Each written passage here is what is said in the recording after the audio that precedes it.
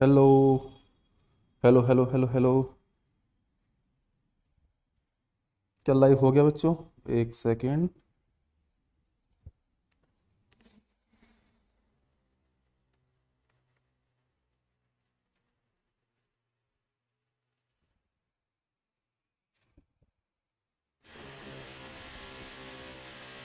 चलो, बहुत बढ़िया।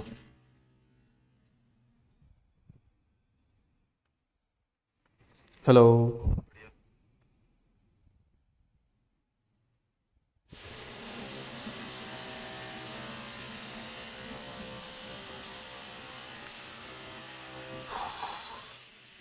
बच्चों, am I audible and visible?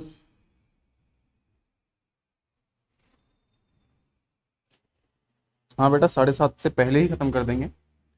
Tension ना लो, पता है मेरे को आज बहुत थक गए हो आप लोग।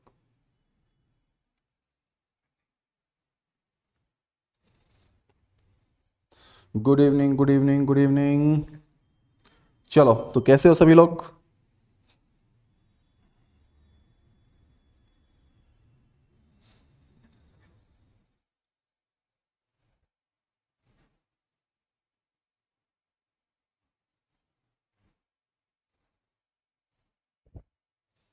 Harshal Thakur, I am Vivek. Okay. चलो, बढ़िया। तो पिछली क्लास में हमने जहाँ तक है नॉर्मल फोर्स की बात हमने कर ली थी पिछली क्लास में, कि नॉर्मल फोर्स क्या होता है। उससे पहले हमने देखा था कि first law of motion, second law of motion, third law of motion, इनके बारे में थोड़ी जानकारी ली थी। उसके बाद हमने जाना कि ग्रेविटेशनल फोर्स क्या होता है। ग्रेविटेशनल फोर्स के साथ ही साथ हमने ये चीज़ देखी कि नॉर्मल फोर्स क्या होता है। तो आज जो है हम उसके आगे का जो है थोड़ा सा पढ़ने जा रहे हैं बच्चों। बस मेरे को 1 मिनट दीजिएगा।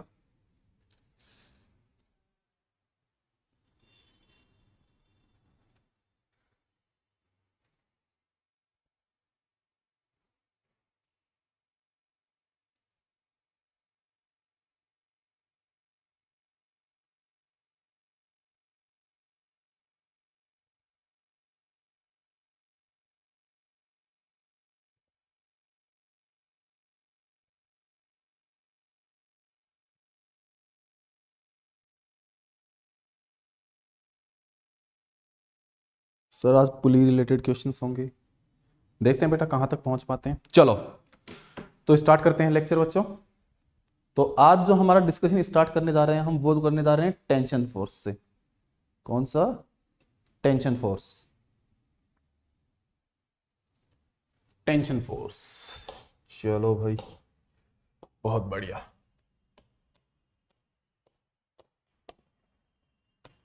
Tension force. अब टेंशन फोर्स होता क्या है बच्चों? टेंशन फोर्स वहां आकर होता है जहां हम किसकी बात करते हैं? रोप की या फिर स्ट्रिंग की। अगर कोई बॉडी है जो एक रोप या स्ट्रिंग से अटैच्ड है, और अगर हम उस रोप को क्या करते हैं, खींचते हैं, तो उसके अंदर क्या जनरेट होता है? टेंशन जनरेट होता है। क्या जनरेट होता है? टेंशन जनरेट होता है। तो अब टेंशन होता क्या है? सबसे पहली चीज, ये हम पहले भी देख चुके थे जब हम बात कर रहे थे फंडामेंटल फोर्सेस की, कि tension is a electromagnetic force. Tension क्या है? इलेक्ट्रोमैग्नेटिक फोर्स है। Electromagnetic force. अब ये एक्ट कैसे करता है? मानो ये एक मैंने ब्लॉक रखा हुआ है, और इसके साथ में एक रस्सी बांध रखी है। इसके साथ में एक रस्सी बांध रखी है, और ये अब्दुल इसको क्या कर रहा है? खींच रहा है। अब्दुल इसको क्या कर रहा है? खींच रहा है। तो इस रस्सी के अंदर जो फोर्स डेवलप होता है, उसको हम क्या बोलते हैं बच्चों? टेंशन बोला जाता है। उसको क्या बोला जाता है? टेंशन। या फिर टेंशन को मैं ऐसे डिफाइन भी कर सकता हूं कि अगर कोई एक रस्सी है, कोई एक स्ट्रिंग का पार्ट मेरे पास में है, तो स्ट्रिंग में एक पार्ट ऑफ स्ट्रिंग दूसरे पार्ट के ऊपर कितना फोर्स लगाता है, वो क्या कहलाता है? Tension force. वो क्या कहलाता है? Tension force. तो इसकी डेफिनेशन हम क्या बोल सकते हैं? Tension force is the tension is the force exerted by one part of the string, one part of the string on the other part, on the other part. मतलब अगर ये एक रस्सी है तो जब ये एक जो पार्ट है इसका, ये इस पार्ट पे जितना फोर्स लगा रहा होगा वो क्या कहलाएगा? टेंशन फोर्स कहलाएगा। क्लियर है बच्चों? क्लियर है? चलो नहीं समझा, वापस देखो। मैंने क्या बोला?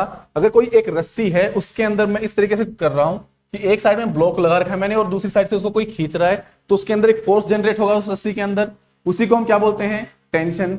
या फिर मैं ये बोल सकता हूं कि रस्सी का एक पार्ट, रस्सी का ये एक पार्ट इस दूसरे पार्ट पे जितना फोर्स लगा रहा होगा वो क्या कहलाता है? हमारा टेंशन फोर्स। क्लियर है बच्चों? क्लियर है? अब क्लियर हो बेटा? चलो अब इसके बाद में क्या आता है कि टेंशन लगता कैसे है। मान लो अगर कोई ब्लॉक है, अगर कोई ब्लॉक है उससे मैं उसको इस रस्सी से मैं क्या कर रहा हूं? खींच रहा हूं, तो इसके ऊपर फोर्स किस डायरेक्शन में लग रहा होगा? जिस डायरेक्शन में ये क्या है? रस्सी अटैच्ड है। मतलब अगर रस्सी इस डायरेक्शन में है तो फोर्स किस डायरेक्शन में लगेगा? इसी डायरेक्शन में। रस्सी अगर ऐसे अटैच्ड होती तो फोर्स किस डायरेक्शन में लगेगा? इस डायरेक्शन में। तो क्या मैं ये बोल सकता हूं कि टेंशन फोर्स किसी बॉडी पे उस डायरेक्शन में लगता है जिस डायरेक्शन में उसके ऊपर रस्सी अटैच्ड होती है या स्ट्रिंग अटैच्ड होती है? तो क्या मैं ये लिख सकता हूं यहां पर कि it always acts along the string, along the string। मतलब कि जिस डायरेक्शन में रस्सी होगी उसी डायरेक्शन में हमेशा क्या करेगा? ये एक्ट करेगा। क्लियर है? अब जैसे एग्जांपल लेते हैं, मैंने बोला ये एक ब्लॉक है, ये एक ब्लॉक है, यहां पर कोई मैंने एक मतलब कि रोलर लगा रखा है, पुली लगा रखी है, और इसके साथ में मैंने यहां पे क्या कर रखा है? ये इसको अटैच कर रखा है इस जगह पे, और मैं इसको यहां से क्या कर रहा हूं? खींच रहा हूं। इसको यहां से क्या कर रहा हूं? खींच रहा हूं। तो अगर मेरे से कोई ये पूछता है, कोई अगर मेरे से ये पूछता है कि इस ब्लॉक के ऊपर इस रस्सी के जैसे जो फोर्स आ रहा है या फिर टेंशन जो लग रही है किस डायरेक्शन में लग रही है, तो मैं क्या करूंगा बच्चों? यहां पे मैं सिर्फ और सिर्फ ये देखूंगा कि रस्सी किस डायरेक्शन में है और उसी के अलोंग क्या लग रहा होगा? फोर्स लग रहा होगा। तो इसका डायग्राम मैं कुछ ऐसा बना सकता हूं कि इसके ऊपर जिस डायरेक्शन में रस्सी थी उसी में क्या लग रहा होगा? टेंशन फोर्स लग रहा होगा। क्लियर है बच्चों? क्लियर हुआ? चलो पुली का मतलब बेटा बताएंगे अभी। अभी तुम ये समझ लो, मान लो कि एक कोई ऐसा कोई मैकेनिज्म है कि मैं यहां से रस्सी खींच रहा हूं, एक रोलर टाइप में, रोलर टाइप में कोई चीज है। अभी आएंगे, उस पर भी आएंगे। क्लियर है बच्चों? चलो अब जो नई चीज आती है, अगली चीज आती है, वो आती है आइडियल पुली। वो क्या आती है? आइडियल पुली, सॉरी आइडियल स्ट्रिंग। हम किसकी बात कर रहे थे अभी? स्ट्रिंग की। टेंशन किसके अंदर जनरेट होती है? स्ट्रिंग के अंदर। तो अब हम पढ़ने वाले हैं आइडियल स्ट्रिंग कि आइडियल स्ट्रिंग क्या होती है। तो आइडियल नाम सुनते ही हमारे दिमाग में एक चीज आनी चाहिए, जहां पे भी फिजिक्स के अंदर नाम आएगा आइडियल, स्ट्रिंग हो कुछ भी हो, तो उसके अंदर एक चीज क्या आती है कि वो कैसी होगी बच्चों? मासलेस होगी। मतलब ऐसी रस्सी जिसका क्या ना हो? मास ना हो, वो क्या कहलाती है? आइडियल। क्लियर है? एक मासलेस स्ट्रिंग उसको क्या बोलेंगे? आइडियल। दूसरी कंडीशन क्या है कि इनएक्सटेंसिबल हो। कैसी हो? इनएक्सटेंसिबल। मतलब अगर उस रस्सी पे मैं दोनों साइड से फोर्स लगाऊं, मान लो ये वो रस्सी है, इसके ऊपर मैं दोनों साइड से फोर्स लगाऊं, तो इसकी लेंथ जो है वो फोर्स की वजह से चेंज नहीं होनी चाहिए। अगर इसकी लेंथ पहले 1 मीटर है तो बाद में भी कितनी होनी चाहिए? 1 मीटर। मतलब इसकी लेंथ में कोई भी चेंज नहीं आना चाहिए। तो ऐसी रस्सी जो मासलेस हो और साथ ही साथ इनएक्सटेंसिबल हो, उसको हम क्या बोलते हैं? Ideal string. क्लियर है बच्चों? क्लियर हुआ? चलो जैसे मान लो यहां पर एक रस्सी है, यहां पर एक रस्सी है और यहां से इसको कोई खींच रहा है, यहां से इसको कोई खींच रहा है। तो सोच के देखो, अगर इसकी लेंथ मान लो L थी, इनिशियली इसकी लेंथ L थी और खींचने के बाद भी लेंथ कितनी है? L है। तो ये कैसी स्ट्रिंग है? आइडियल स्ट्रिंग है। चलो बहुत बढ़िया। अब मैंने क्या बोला कि स्ट्रिंग के अंदर एक आइडियल स्ट्रिंग अगर ली है मैंने, तो स्ट्रिंग के अंदर एक पार्ट दूसरे पार्ट के ऊपर फोर्स लगाता है। मैंने स्ट्रिंग का पहले ये वाला पार्ट लिया, ये वाला पार्ट लिया। मेरे को ये देखना है कि ये वाला पार्ट जो है इस छोटे वाले पार्ट पे कितना फोर्स लगा रहा है, तो मैंने इसको क्या नाम दिया, T1। मैंने इसको क्या नाम दिया, T1। चलो अब मैंने दूसरा पार्ट लिया ये वाला, कि ये वाला पार्ट बाकी रिमेनिंग पार्ट पे कितना फोर्स लगा रहा है, उसको मैंने क्या नाम दिया, T2। या फिर सिंपली मैं ये बोल दूं, मैंने रस्सी के कोई भी 2 पॉइंट लिए और वहां पर मैंने टेंशन ली है कितनी, T1 और T2। क्लियर है। चलो अब एक बात बताओ, क्या इस रस्सी के अंदर टेंशन जो है T1 और T2, इनको मैं Newton second law of motion की हेल्प से लिख सकता हूं। अगर ये रस्सी, सोच के देखो, अगर ये रस्सी जो है, या फिर एक काम करते हैं, इसको थोड़ा सा और स्पेसिफिक बना देते हैं। चलो अगर ये ब्लॉक है, ये दीवार नहीं थी, ये क्या है, अब ब्लॉक है। इस ब्लॉक के ऊपर अगर ये रस्सी से खींचेगा तो क्या ये ब्लॉक मूव करना चालू करेगा बच्चों। अगर ये ब्लॉक मान लो a एक्सेलरेशन से चल रहा है, कितने एक्सेलरेशन से चल रहा है, a एक्सेलरेशन से, तो क्या मैं ये बोल सकता हूं ये रस्सी भी a एक्सेलरेशन से चल रही होगी। क्लियर है।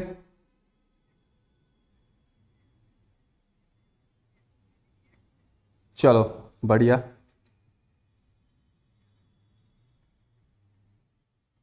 चलो तो क्या मैं ये बोल सकता हूं कि यहां से अगर मैं खींचना चालू करता हूं इसको, तो ये मेरे को 2 टेंशन दिख रही है, T1 और T2। पहली चीज T1 और T2, T2 minus T1 is equal to 0। Sir rope में टेंशन सेम, चलो देखते हैं। बढ़िया। चलो मैंने क्या बोला, एक ब्लॉक है जिसका मास कितना है, m है, उसको मैंने एक रस्सी से बांध रखा है और अब मैं उसको खींच रहा हूं, जिसकी वजह से उस ब्लॉक के अंदर एक्सेलरेशन कितना आया, a आया। तो एक बात बताओ, क्या मैं ये भी बोल सकता हूं रस्सी भी उसी एक्सेलरेशन से आगे चल रही होगी। ठीक है, तो ये भी कितने एक्सेलरेशन से चल रही है आगे, a। अब मैं सिर्फ इस पार्ट को उठाता हूं, रस्सी के सिर्फ इस वाले पार्ट को उठाता हूं। रस्सी का जब मैंने ये वाला पार्ट उठाया तो इसके ऊपर 2 फोर्स लग रहे होंगे, इसके ऊपर 2 फोर्स लग रहे होंगे। पहला कौन सा, T1, और दूसरा कौन सा, T2। अब सर ये कैसे हम डिसाइड करेंगे कि इसकी डायरेक्शन क्या होगी, अब सर ये कैसे डिसाइड करें कि इसकी डायरेक्शन क्या होगी। तो उसके लिए हमें एक पॉइंट और लिखना पड़ेगा, क्या, कि टेंशन जो है वो कैसा फोर्स होता है, tension is a pulling force, tension is a pulling force. Clear है। जैसे यहां पे मैं अगर बोलता हूं, अगर ये एक ब्लॉक है, इसको मैं अगर फोर्स लगाता हूं, या फिर आप खुद समझ लो कि अगर ये मान लो एक ब्लॉक है, इसको मैंने इस रस्सी से बांधा, तो क्या मैं इस फोर्स को इस रस्सी की हेल्प से खींच सकता हूं या पुश कर सकता हूं, खींच सकता हूं या पुश कर सकता हूं, पुश कर सकता, पुल कर सकता हूं। मतलब टेंशन कैसा फोर्स हुआ, पुलिंग फोर्स। मैं इसको पुश नहीं कर सकता, मतलब जो हमारा नॉर्मल पुश फोर्स था, उसी तरीके से ये कैसा फोर्स है, एक पुल फोर्स है। क्लियर है बच्चों। चलो तो पुलिंग फोर्स है, तो एक बात बताओ, यहां पर जो टेंशन T2 है, यहां पर जो टेंशन T2 है, वो या तो इधर लग सकती है या फिर इधर लग सकती है। यही 2 कंडीशन पॉसिबल है। अब ध्यान से देखना, इधर से इधर वाला जो पार्ट है रस्सी का, वो इस रस्सी के पार्ट को क्या करना चाहेगा, खींचना चाहेगा। तो मतलब किस डायरेक्शन फोर्स लगेगा, आगे की तरफ फोर्स लगेगा। तो डायरेक्शन कौन सी होगी, ये वाली, अंदर वाली डायरेक्शन नहीं होगी। क्लियर है बच्चों, ये चीज क्लियर हुई कि डायरेक्शन हमने कैसे देखी। सेम ऐसे ही अगर इस पॉइंट की मैं बात करता हूं, तो यहां पर टेंशन किस तरीके से लगेगी, ताकि इस पार्ट को क्या कर सके, पुल कर सके। तो पुल करेगी तो मतलब इस डायरेक्शन में फोर्स लगेगा। क्लियर है बच्चों। तो ये क्या हो गया, T1 हो गया। और हमें पता है ये रस्सी कितने एक्सेलरेशन से आगे जा रही है, a एक्सेलरेशन से। तो ये a एक्सेलरेशन से क्या जा रही है, आगे जा रही है। अब second equation, second law of motion हमें क्या बोलता है, कि net force on the system is equal to mass into acceleration. इस बॉडी के ऊपर या फिर इस पार्ट ऑफ स्ट्रिंग के ऊपर कितने फोर्स हैं, 2 फोर्स हैं, और बॉडी इस डायरेक्शन में एक्सेलरेट हो रही है, मतलब ये वाला फोर्स ज्यादा है। तो मैं क्या ये बोल सकता हूं, T2 minus T1 is equal to mass into acceleration. क्या ये चीज लिख सकते हैं हम, चलो बढ़िया लिख सकते हैं। अब एक बात बताओ, क्या ये एक आइडियल स्ट्रिंग है, हमने केस क्या लिया था, आइडियल स्ट्रिंग का लिया था। अगर ये एक आइडियल स्ट्रिंग है तो इसका मास कितना बच्चों, 0 होगा। तो ये क्या पूरी टर्म 0 हो जाएगी। तो क्या मैं लिख सकता हूं T2 minus T1 is equal to 0। क्या ये चीज लिखी जा सकती है? तो क्या मैं ये लिख सकता हूं कि T1 is equal to T2? क्या मैं ये चीज लिख सकता हूं बच्चों कि T1 is equal to T2? लिख सकते हैं।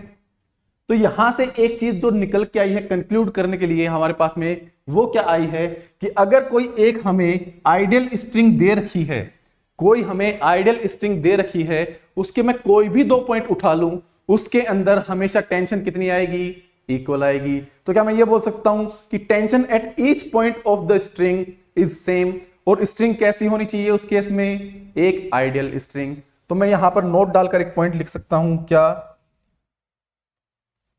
tension at every point, tension at every point on an ideal string is same। मतलब अगर एक रस्सी है, एक आइडियल स्ट्रिंग है, तो उसको मैं कैसे भी घुमा दूं, उसके हर पॉइंट पे टेंशन क्या होगी? सेम होगी। यहां पर टेंशन अगर टी है तो यहां पर भी टेंशन टी होगी, यहां पर भी टेंशन टी होगी, यहां पर भी टेंशन टी होगी, यहां पर भी टेंशन टी होगी। क्लियर है बच्चों? क्या ये क्लियर हुआ? Sir how can a massless string में एक्सेलरेशन कैसे? अब सोच के देखो, अगर आइडियल स्ट्रिंग है, वो ब्लॉक आगे मूव कर रहा है, तो क्या वो स्ट्रिंग भी आगे नहीं जा रही है उसके ब्लॉक के साथ में? इस वजह से।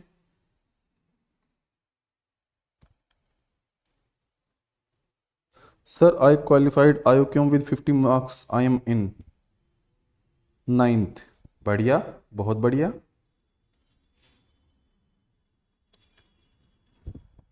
इधर टेंशन की डायरेक्शन क्या है? चलो, टेंशन की डायरेक्शन निकालने के लिए मैंने क्या बताया था अभी, कि बस ये देखो आपको किस पॉइंट के लिए निकालना है। जैसे मैं इस पॉइंट की बात करता हूं, इस पॉइंट की बात करता हूं, अगर मेरे को ये निकालना है कि ये वाला पार्ट इस वाले पार्ट पे टेंशन किधर लगाएगा, तो किधर लगाएगा बच्चों? इधर की तरफ। और अगर इस वाले पार्ट की बात करता हूं कि ये वाला जो पार्ट है, बचा हुआ पार्ट, ये इस छोटे वाले पार्ट पे टेंशन फोर्स किधर लगाएगा, तो किधर लगाएगा? ये इस तरफ। क्लियर है? तो मेरे को क्या डिफाइन करना पड़ेगा पहले, कि मैं किस पार्ट की वजह से क्या निकालना चाह रहा हूं? टेंशन की वैल्यू निकालना चाह रहा हूं। क्लियर है बच्चों?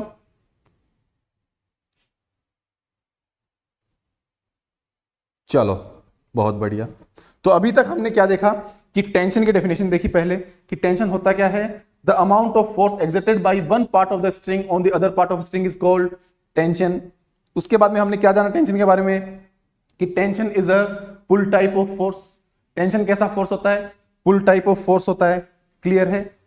चलो, तीसरी चीज हमने क्या देखी थी, कि टेंशन जो है हमेशा स्ट्रिंग के अलोंग एक्ट करता है। मतलब जिस डायरेक्शन में हमारी स्ट्रिंग जा रही होगी, उसी डायरेक्शन में क्या लग रहा होगा? टेंशन फोर्स लग रहा होगा। चलो, यहां तक बढ़िया है। तो इसी बात पे एक क्वेश्चन भी कर लेते हैं फिर, इसी बात पे एक क्वेश्चन भी कर लेते हैं। मान लो आपको ये एक कंडीशन दे रखी है कि ये आपका ऊपर एक रिजिड सपोर्ट है। रिजिड सपोर्ट मतलब कि ये मूव नहीं कर सकता, या फिर ये मान लो छत है, ये यहां से एक स्ट्रिंग यहां पे आई, ये एक ब्लॉक, और फिर दूसरा ब्लॉक। ये स्ट्रिंग 1 है, ये स्ट्रिंग 1 है, और ये स्ट्रिंग 2 है। इस ब्लॉक का मास है 3 kg, और इस ब्लॉक का मास है 2 kg। क्वेश्चन है, find the tension, find the value of tension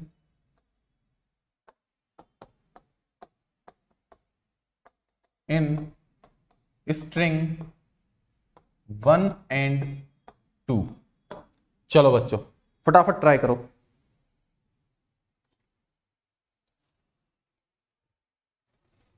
$50 and $30। दिवाइन ने आंसर दे भी दिया है, बहुत बढ़िया। Sir Newton laws of motion classical mechanics का पार्ट है, तो बेटा ये क्वेश्चन या तो तुम्हारा इनकम्प्लीट है, तुमने लास्ट में तो लगा के जो है इस क्वेश्चन को इनकम्प्लीट कर दिया है।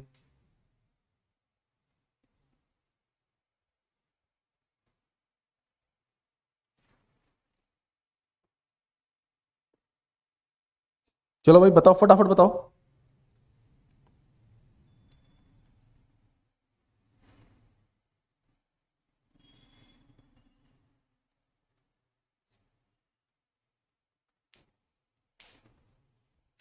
30 एंड 20 आरव का आंसर आया है।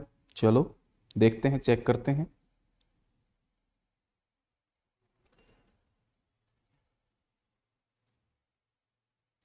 सर एक बार टेंशन फिर से समझा दीजिए। चलो टेंशन के बारे में देखो बेटा, टेंशन क्या है? It is a pull type of force. और इसको डिफाइन कैसे करेंगे कि स्प्रिंग का एक पार्ट दूसरे पार्ट के ऊपर जो फोर्स लगा रहा था वो क्या कहलाता है? टेंशन फोर्स कहलाता है।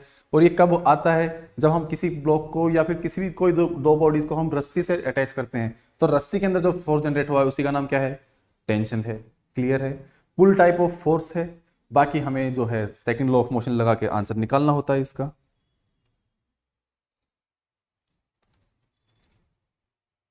Fifty and 30। चलो भाई बढ़िया, देखते हैं। पहली चीज कि अगर मैं सिर्फ इस वाले ब्लॉक को देखूं, 3 kg वाले ब्लॉक को, अगर मैंने 3 kg वाले ब्लॉक को देखा तो ध्यान से देखो इसके ऊपर टोटल कितने फोर्स लग रहे हैं। एक ग्रेविटी की वजह से फोर्स लग रहा होगा, कौन सा? mg। और एक फोर्स ऊपर की तरफ लग रहा होगा, टेंशन। सर ऊपर की तरफ क्यों, नीचे की तरफ भी तो लगता है टेंशन। टेंशन की डायरेक्शन हमें कैसे पता? तो एक बात बताओ, ये रस्सी इस ब्लॉक को ऊपर खींच सकती है, नीचे धकेल सकती है? ऊपर खींच सकती है सिर्फ, तो डायरेक्शन कौन सा होगा? ऊपर की तरफ। इसको मैंने नाम क्या दिया? टेंशन इन स्ट्रिंग 2 है तो ये T2। क्लियर है? ये ब्लॉक क्या रेस्ट में है? क्या ये ब्लॉक रेस्ट में है? और रेस्ट में है मतलब मैं क्या बोल सकता हूं, एक्सेलरेशन कितना है इसका? 0 है। और एक्सेलरेशन 0 है तो सेकंड लॉ ऑफ मोशन क्या बोलता है? Net force is equal to mass into acceleration. तो नेट फोर्स कितना? T2 minus mg is equal to mass into acceleration. Acceleration की वैल्यू 0, तो ये पूरी वैल्यू कितनी? 0। तो T2 इज इक्वल टू कितना आ गया? mg के बराबर।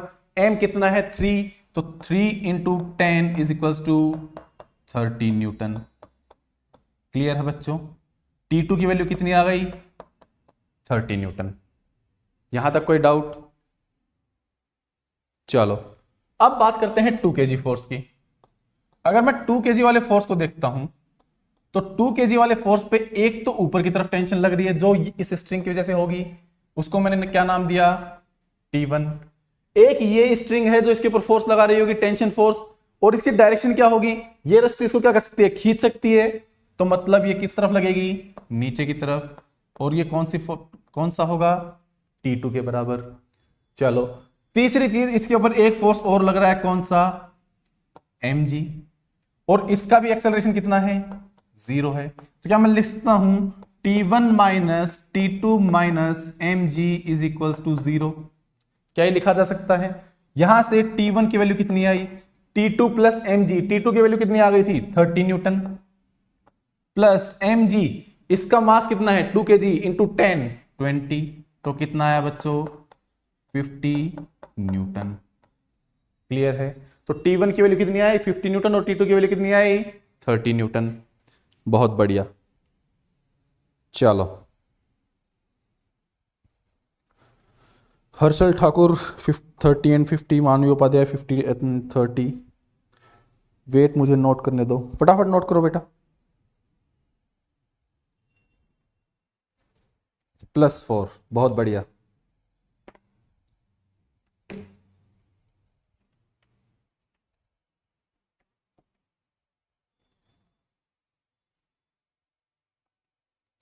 नोट कर लिया बेटा? सर क्या आप नोट्स शेयर करोगे? बेटा नोट्स तो मैं लिखवा दे रहा हूं साथ में, उसमें शेयर करने वाली क्या बात आ गई अब? +4 मतलब उसका आंसर सही है तो +4 मार्क्स एग्जाम के अंदर। चलो भाई एक और क्वेश्चन लिखो इसी बात पे।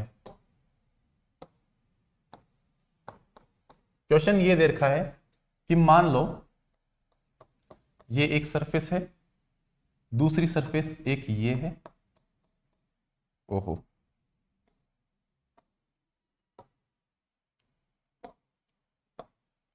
एक सरफेस ये है, ये दो सरफेस हैं, और कुछ इस तरीके से मास को बांधा गया है कि एक स्ट्रिंग तो ये आ रही है, एक स्ट्रिंग ये आ रही है, और एक स्ट्रिंग ये आ रही है, और इस स्ट्रिंग के साथ एक ब्लॉक अटैच्ड है जिस ब्लॉक का मास कितना है? 2 kg। क्लियर है? आपको फाइंड करना है T1, T2 और T3। क्लियर है बच्चों? और ये जो एंगल है ये आपको दे रखा है कितना, 37 डिग्री। फटाफट फाइंड करो, फटाफट फाइंड करो। Sir please multiple correct choice का भी प्रैक्टिस करवाना, उससे उससे बहुत कंफ्यूजन होता है।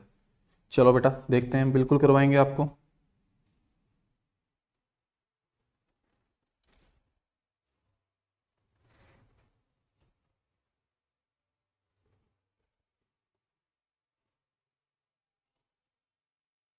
चलो फटाफट बताओ। T2 इज इक्वल टू 80/3, ठीक है।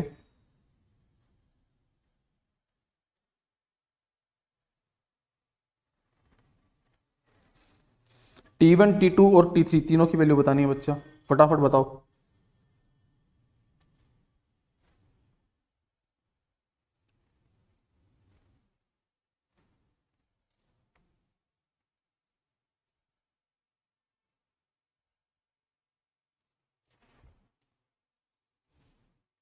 ट्वेंटी 33.3 एंड 26.6, मतलब 20 एंड 100/3 और 80/3।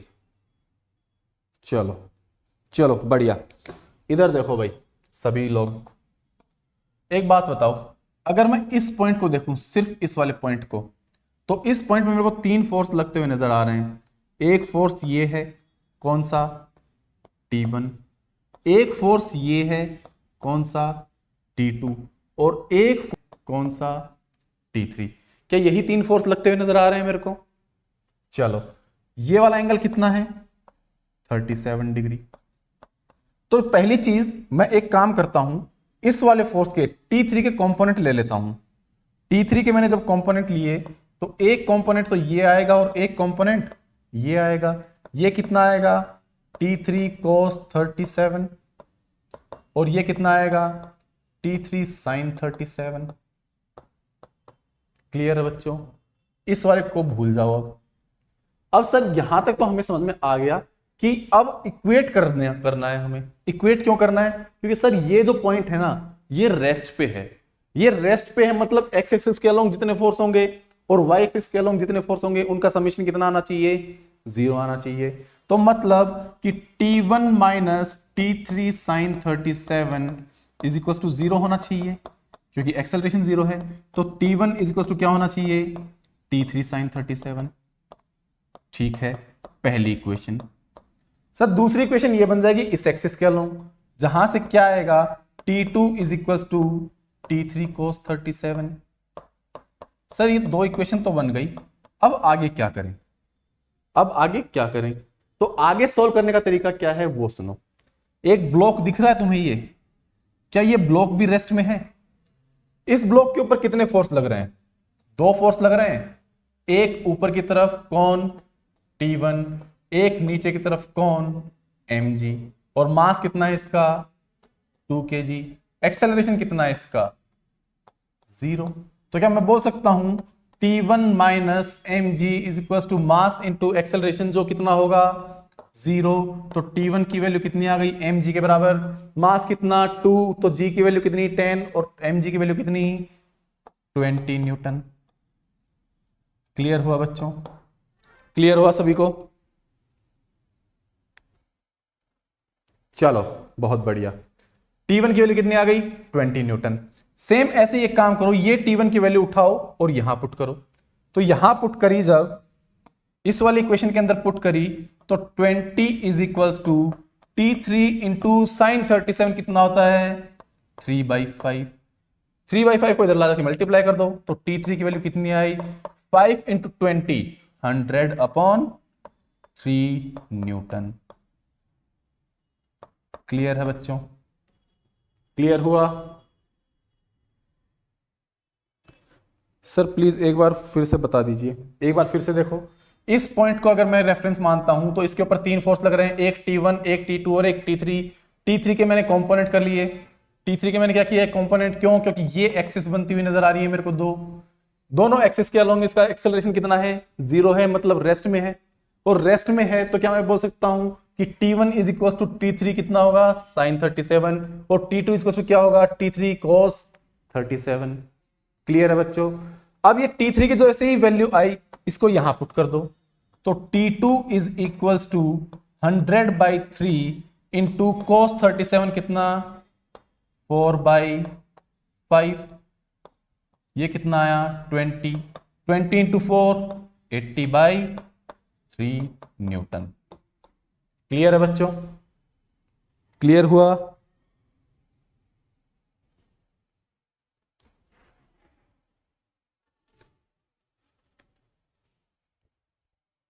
चलो बहुत बढ़िया। T1 20 Newton. चलो भाई आगे बढ़ जाए। नोट कर लिया बच्चों।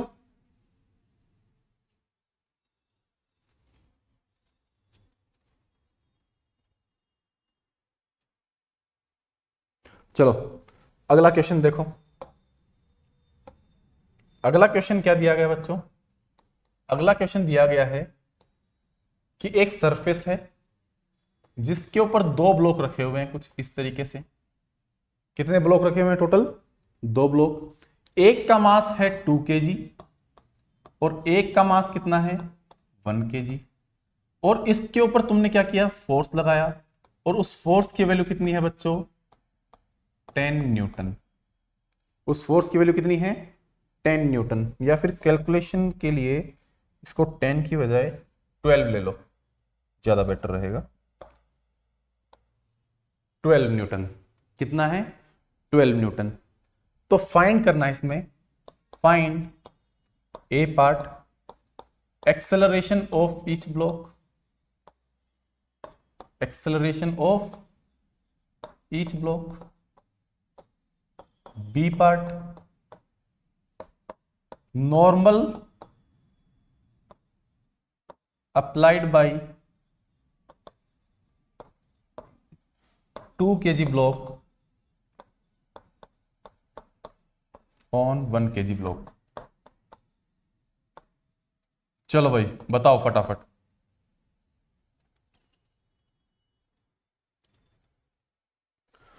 सर अभी और मुझे क्लास ज़्यादा समझ नहीं आ रही है, आप 11 बजे स्टोर कर रहे हैं, बाकी बुक का रिप्लाई देखूँ। चलो कोई दिक्कत नहीं है बेटा। आज मैंने सुना आपकी क्लासेस काफी ज्यादा हो गई हैं। कोई इशू नहीं है।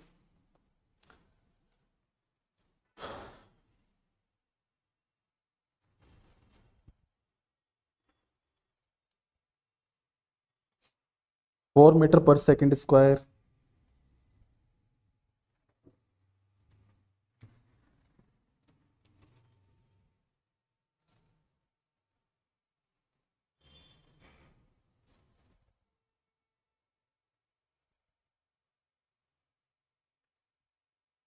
Is this NSCGS PYQ? नहीं बेटा,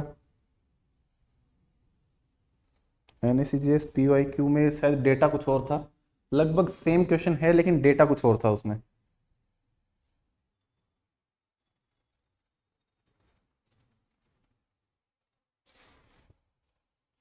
acceleration 4 metre per second square. 4 metre per second square 2-3 बच्चों ने बोला है। चलो भाई इधर देखो। अब एक बात बताओ, क्या मैं फोर्स इस वाले ब्लॉक पे लगा रहा हूं? अब ध्यान से सुनना क्रोनोलॉजी क्या है। मैंने क्या किया इस वाले ब्लॉक के ऊपर फोर्स लगाया तो ये ब्लॉक क्या करेगा आगे मूव करेगा और जैसे ही ये ब्लॉक आगे मूव करेगा क्या ये ब्लॉक इस 1 kg वाले पे फोर्स लगा देगा तो ये इसको क्या करेगा आगे धकेलेगा। तो क्या मैं ये बोल सकता हूं कि अगर ये ए एक्सेलरेशन से आगे जा रहा होगा तो इसको घसीटते हुए लेके जाएगा आगे ए एक्सेलरेशन से। हाँ कि ना? अरे हाँ कि ना? कि मैंने अगर एक के ऊपर फोर्स लगाया पीछे वाले पे फोर्स लगाया है तो ये दोनों क्या हो रहे होंगे आगे जा रहे होंगे। चलो और दोनों का एक्सेलरेशन भी क्या आ गया सेम आ गया और दोनों का एक्सेलरेशन अगर सेम आ गया तो मुझे एक चीज पता है कि f net is equal to क्या होता है टोटल मास इनटू एक्सेलरेशन के बराबर यही होता है। कितना फोर्स दिया है 12 newton is equal to total mass कितना है 2 kg plus 1 kg 3 kg into acceleration. तो एक्सेलरेशन की वैल्यू कितनी आ गई 12/3 मतलब 4 metre per second square. Clear है? इसमें किसी को डाउट हो तो पूछो बच्चों, इसमें किसी को डाउट हो तो पूछो फटाफट। चलो, अब जैसे ही एक्सेलरेशन की वैल्यू आई, दूसरा क्वेश्चन क्या पूछा गया, नॉर्मल अप्लाइड बाय 2 kg, मतलब कि ये 2 kg वाला जो ब्लॉक है इस 1 kg के ऊपर कितना फोर्स लगा रहा होगा वो कैलकुलेट करना है। तो मैं एक काम करता हूं, सिर्फ 1 kg वाले ब्लॉक को देखता हूं। सिर्फ मैंने 1 kg वाले ब्लॉक को जब देखा तो इसके ऊपर ध्यान से देखने पे पता चला कि एक ही है फोर्स जो इसको इस डायरेक्शन में लग रहा होगा, जो इसको चला रहा है, और वो कौन है, नॉर्मल फोर्स। सिर्फ एक ही फोर्स लग रहा है, जो कौन लगा रहा है, 2 kg वाला ब्लॉक इसके ऊपर, और वो कौन सा है, नॉर्मल फोर्स। तो मैंने इसको किससे डिनोट कर दिया, एन से, जिसकी वजह से इस ब्लॉक के अंदर एक एक्सेलरेशन आ जाता है, और वो एक्सेलरेशन की वैल्यू कितनी है, 4 metre per second square, 4 metre per second square. तो क्या मैं बोल सकता हूं normal force is equal to, इस केस में क्या होगा, मास इंटू एक्सेलरेशन के बराबर। Normal force is equal to mass कितना, 1 इंटू एक्सेलरेशन कितना, 4, तो ये कितना आ गया, 4 न्यूटन के बराबर। मतलब इस 1 kg ब्लॉक के ऊपर 2 kg वाला ब्लॉक कितना फोर्स लगा रहा होगा, 4 न्यूटन। अब सर ये वाला ब्लॉक, क्या हम इसको अगर सिस्टम लेंगे, क्या अगर मैं 2 kg वाले ब्लॉक को लेके सोल्व करूं तो क्या वैल्यू सेम आएगी, बिल्कुल आएगी। कैसे, मान लो मैंने इसको लिया सिस्टम, अब मैंने इसको माना, कितना में मास है इसका, 2 kg। इसके ऊपर एक फोर्स तो इधर लग रहा है, कौन सा, 12 न्यूटन। एक फोर्स और लग रहा है सर इसके ऊपर, और वो कौन लगा रहा है, 1 kg। और 1 kg कौन सा फोर्स लगा रहा होगा, नॉर्मल फोर्स। और नॉर्मल फोर्स अगर है तो उसकी डायरेक्शन दो हो सकती है, या तो इधर या फिर इधर। ध्यान से देखो, 1 kg वाला ब्लॉक 2 kg वाले को क्या कर सकता है, पुश कर सकता है, मतलब इसका फोर्स की डायरेक्शन किस तरफ आएगी, इस तरफ। तो ये कौन सा फोर्स हो गया, नॉर्मल फोर्स। और इसका एक्सेलरेशन कितना है आगे की तरफ, 4 मीटर पर सेकेंड स्क्वायर, यही होगा। तो क्या मैं बोल सकता हूं 12 minus n is equal to mass into acceleration. तो 12 minus n is equal to mass कितना है, 2, इंटू एक्सेलरेशन कितना है, 4। तो 12 minus n is equal to 8। तो एन की वैल्यू यहां से सॉल्व करने पे कितनी आ गई, 4 न्यूटन। क्लियर है। तो आप किसी भी एक ब्लॉक को सिस्टम मान के सोल्व कर सकते हो, उससे आंसर हमेशा क्या आएगा बच्चों, सेम आएगा। क्लियर है, क्लियर हुआ भाई, क्लियर हुआ सभी को।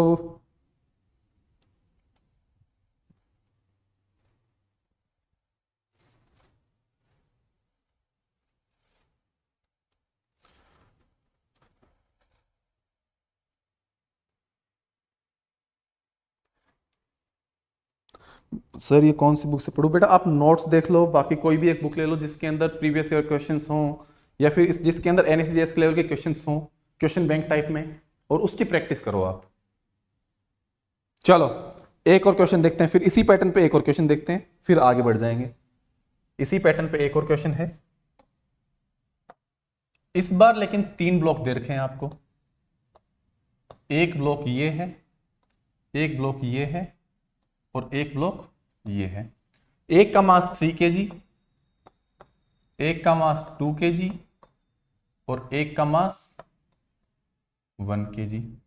आगे की तरफ इस पे मैंने एक फोर्स लगाया 30 न्यूटन का, और पीछे की तरफ एक फोर्स लगाया मैंने कितना, 12 न्यूटन का।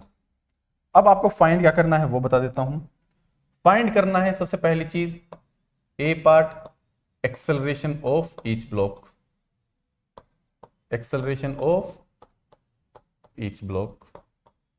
बी पार्ट, यहां पे जो एन, अगर इसको मैं n1 बोलता हूं कि 3 kg ने 2 kg पे जो फोर्स लगाया वो कौन सा है, n1, नॉर्मल फोर्स n1। और C part normal force n2, जो यहां पे इस सरफेस पे लग रहा हो। फटाफट फाइंड करो बच्चों। सेम पिछले क्वेश्चन जैसा क्वेश्चन है, acceleration 5 metre per second square.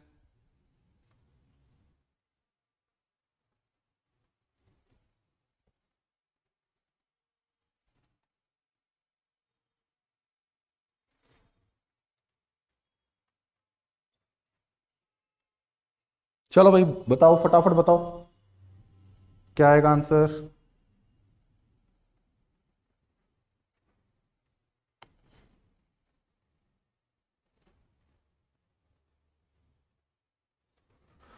Acceleration 3 metre per second square. Krishna ने आंसर दिया है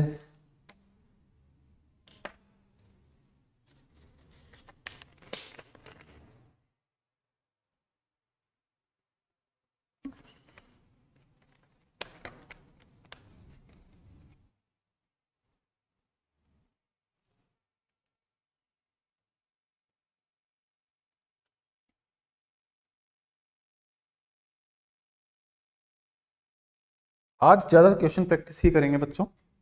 पिछली क्लास में तुम लोग में से कई बच्चे बोल रहे थे सर क्वेश्चन प्रैक्टिस नहीं करवाई आपने आज, तो आज वो पूरी कसर मिटा देते हैं आपकी। N1 is 24 Newton.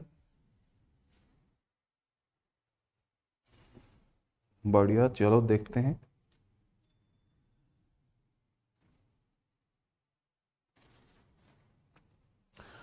वत्सल ने आंसर दिया है एक्सेलरेशन 4।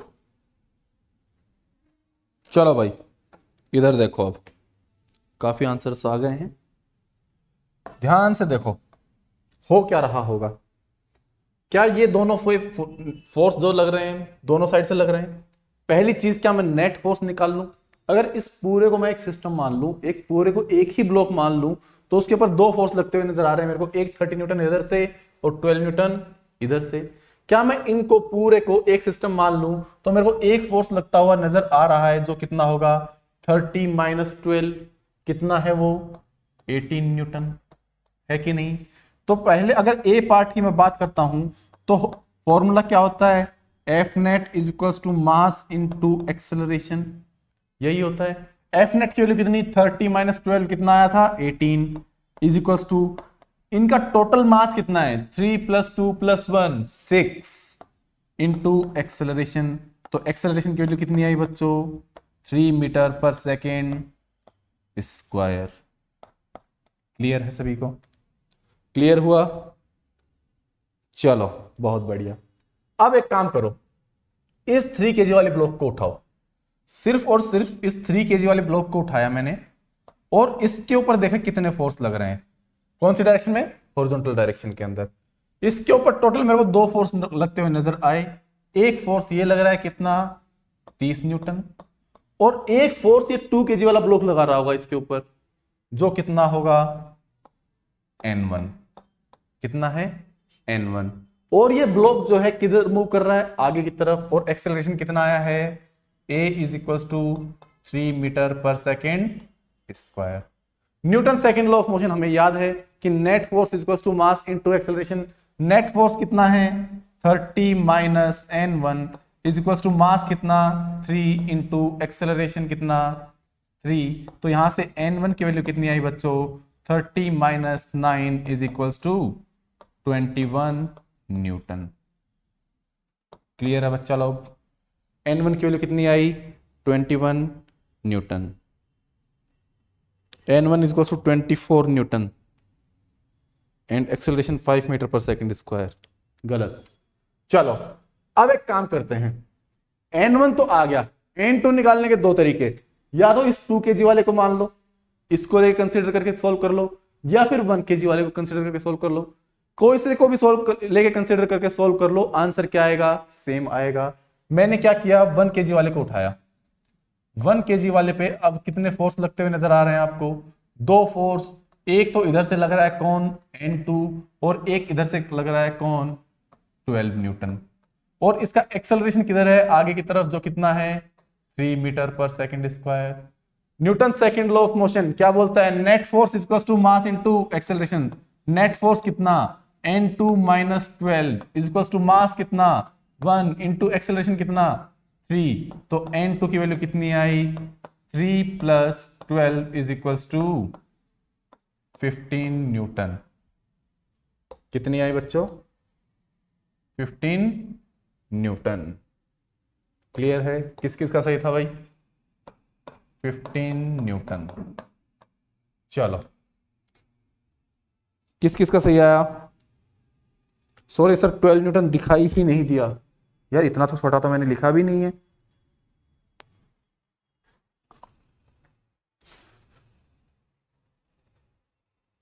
बहुत बढ़िया बहुत बढ़िया बहुत बढ़िया बहुत बढ़िया।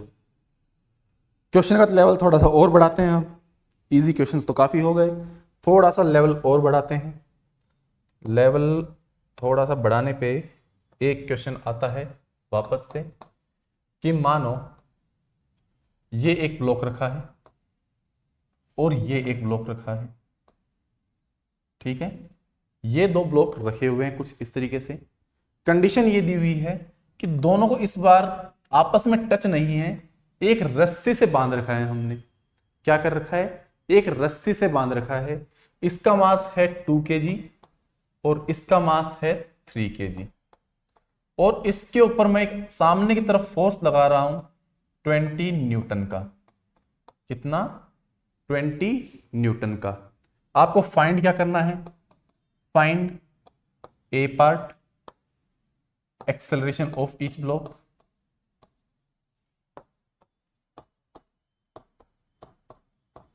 B part, tension in the string.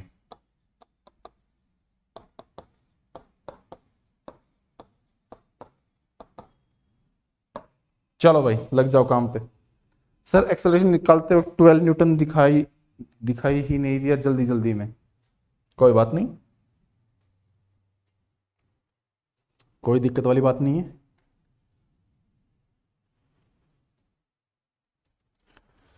Piyush Mishra @4 @4 किसका आंसर है बेटा?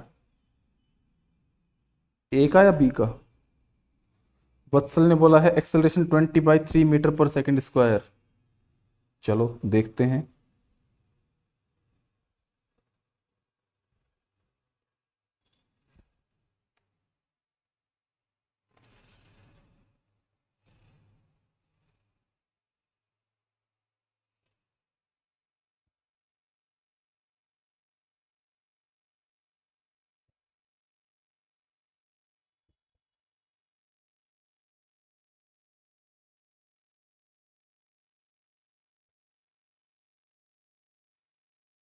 ए is equal to 4 metre per second square.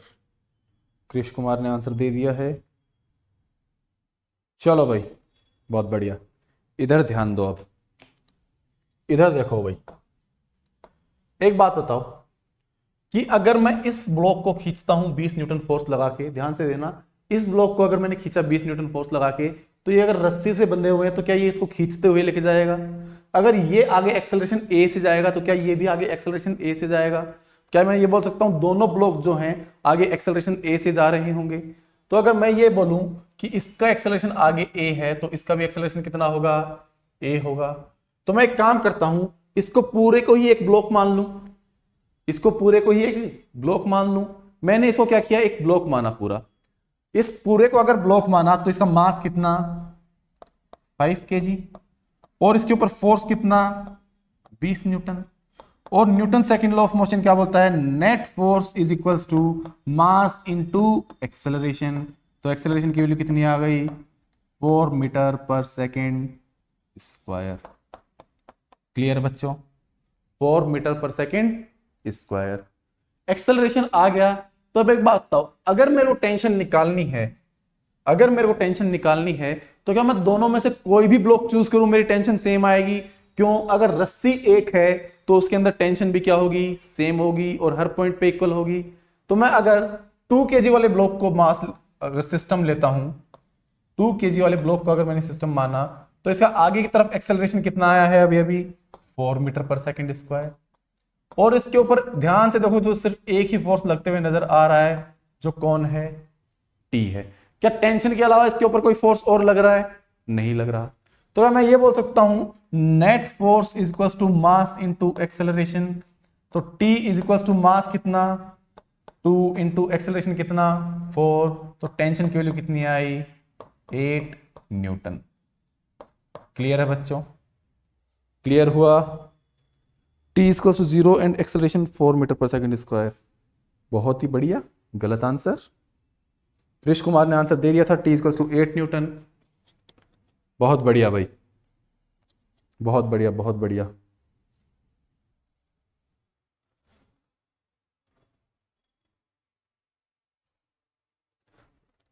Clear है बच्चों?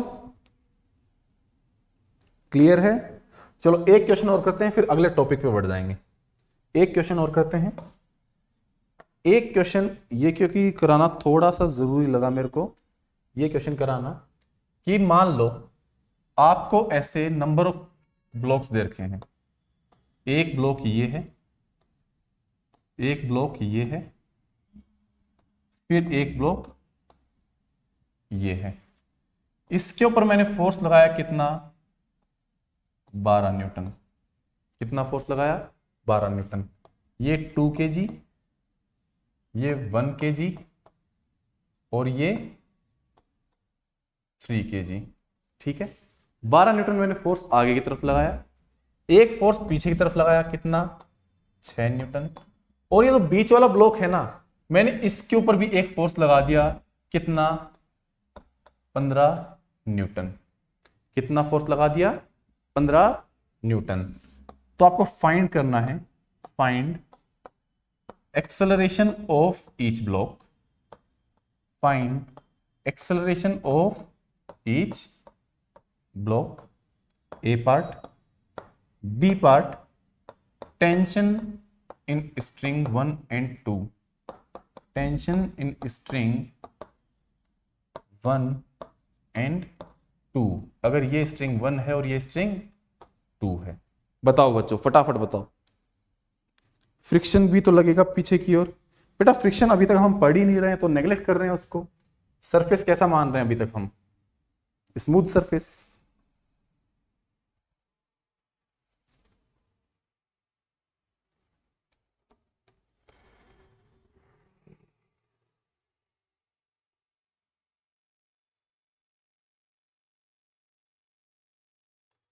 Twenty 21/5 metre per second square. चलो नॉर्मल निकालो और टेंशन की वैल्यूज निकालो, T1 और T2, फिर बात करते हैं आगे।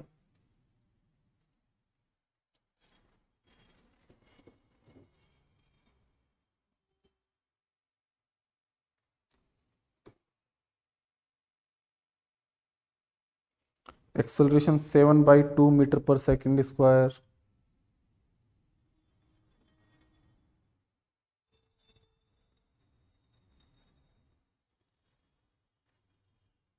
चलो भाई, इस टाइप के क्वेश्चन को सॉल्व करने में तरीका सुनो। अभी तक क्वेश्चन सब कुछ बढ़िया चल रहा था, सिर्फ एक फोर्स बीच में आ गया जिसने क्या कर दिया, माहौल बिगाड़ दिया। जिसने क्या कर दिया, माहौल बिगाड़ दिया। मतलब अगर ये सिर्फ दो फोर्स होते, अगर सिर्फ ये दो फोर्स होते तो हम क्या करते, 12 - 6 करते, नेट फोर्स आ जाता, उससे एक्सेलरेशन आ जाता और क्वेश्चन सॉल्व कर देते हम। लेकिन सर बीच में एक ब्लॉक के ऊपर हमने एक्स्ट्रा फोर्स लगा दिया, तो उसकी वजह से क्या हो रहा होगा, एक्सेलरेशन चेंज हो जाएगा ब्लॉक का, है कि नहीं।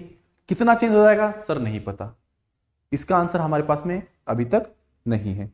तो इस टाइप के क्वेश्चन को सॉल्व करने का जो तरीका है वो ये है कि पहले अज्यूम कर लो कि तीनों जो ब्लॉक हैं वो सेम एक्सेलरेशन से चलेंगे। तीनों ब्लॉक क्या होंगे, सेम एक्सेलरेशन से चलेंगे। अगर सेम एक्सेलरेशन से चलेंगे तो क्या मैं इन तीनों को मिला के एक ब्लॉक मान लूं, और उस ब्लॉक का मास कितना हो गया, 6 kg हो गया। इसके ऊपर नेट फोर्स कितना है, एक 12 न्यूटन का फोर्स ये लग रहा, एक 15 न्यूटन का फोर्स बीच में लग रहा है तो वो भी आएगा, और पीछे की तरफ एक फोर्स लग रहा है कितना, 6 न्यूटन का। तो ध्यान से देखो, 12 + 15 - 6 कितना आया आगे की तरफ, आगे की तरफ कितना आया बच्चों, 21 न्यूटन आया कि नहीं आया, आगे की तरफ कितना आया, 21 न्यूटन। मास कितना है, 6 kg। यहां से सॉल्व किया तो F = ma होता है। F की वैल्यू कितनी, 21 = मास कितना, 6 × एक्सेलरेशन। तो यहां से एक्सेलरेशन की वैल्यू कितनी आई, 21/6 या फिर 7/2 metre per second square, 7/2 metre per second square. अगर ये ब्लॉक साथ चल रहे हैं तो उनका एक्सेलरेशन कितना होगा, 7/2 मीटर पर सेकेंड स्क्वायर। चलो अगर ये 7/2 मीटर पर सेकेंड स्क्वायर है तो क्या इस केस के लिए मैं दोनों का टेंशन फोर्स निकाल सकता हूं। चलो अगर मैं T1 की बात करूं, यहां पर अगर T1 है तो 2 kg वाला जो ब्लॉक है उसको सिस्टम मानो, 2 kg वाले ब्लॉक को मैंने सिस्टम माना, 2 kg, इसको मैंने अगर सिस्टम माना तो सामने की तरफ कितना फोर्स है, T1 है, पीछे की तरफ कितना फोर्स है, 6 न्यूटन, और इसका एक्सेलरेशन कितना है आगे की तरफ, 7/2 metre per second square. Clear है? Newton second law of motion लगा दो। Newton second law of motion क्या बोलता है, T1 minus 6 is equals to mass into acceleration. 2 से 2 को उड़ाओ तो T1 की वैल्यू कितनी आई, 7 + 6 13 न्यूटन। क्लियर है? T1 की वैल्यू भी क्या आ गई, 13 न्यूटन। बहुत बढ़िया चल रहा है सर। अब एक काम करते हैं, T2 निकालने की कोशिश करते हैं। T2 निकालने के लिए मेरे को क्या करना पड़ेगा, ये वाला जो ब्लॉक है, ये वाला जो ब्लॉक है, इसको कंसीडर करता हूं अब मैं।